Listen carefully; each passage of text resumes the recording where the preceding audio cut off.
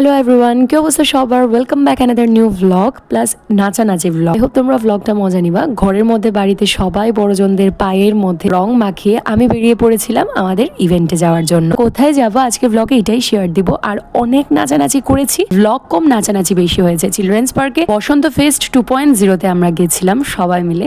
আর এই বেরোনো নিয়ে তো প্রত্যেকটা বাড়ি আমাদের রহস্য হয়ে থাকে, তো সবাইকে মানিয়ে গুছিয়ে বেরোতে হয়েছে। দেন আমার ফ্রেন্ডসদের ইনসিস্ট করেছি, দেন আমরা বেরিয়ে।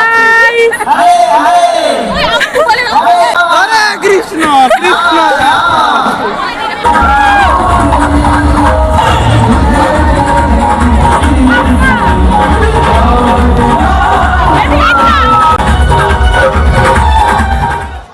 Happy Holi, guys!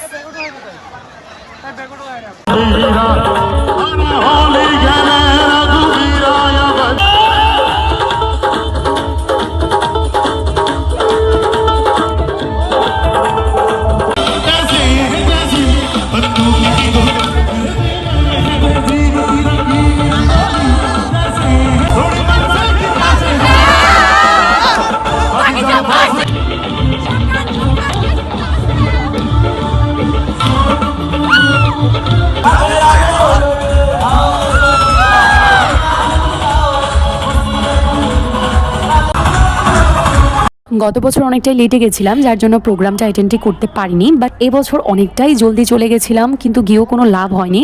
12টা সাড়ে 12টা নাগাদ আমরা চলে গেছি। প্রোগ্রাম 11টা থেকে স্টার্ট হয়েছিল, বাট তারপরে ওখানে গিয়ে আমরা স্পিরিচুয়াল গান চলছিল, এত বেশি একটা নাচতে পারিনি।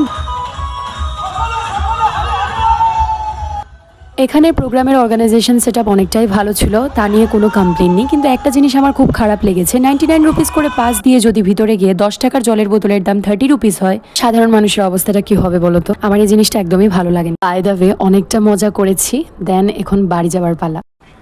Happy Holi guys. লিজা তারা কই? জানি না আমি আমরা আজকে হোলি আপডেট একটু লোতে হইতে আসছি ডিউ টু বাট ওই আবুর শরীর ভালো না, আমাদের পুতুলের শরীর ভালো না।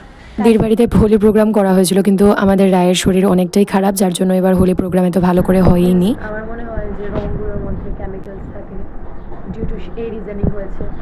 জ্বরও লাগছে একটু। ভাতটা খেয়ে ঘুম দিব অ্যান্ড ব্লগটা এখানেই শেষ করছি। বাই।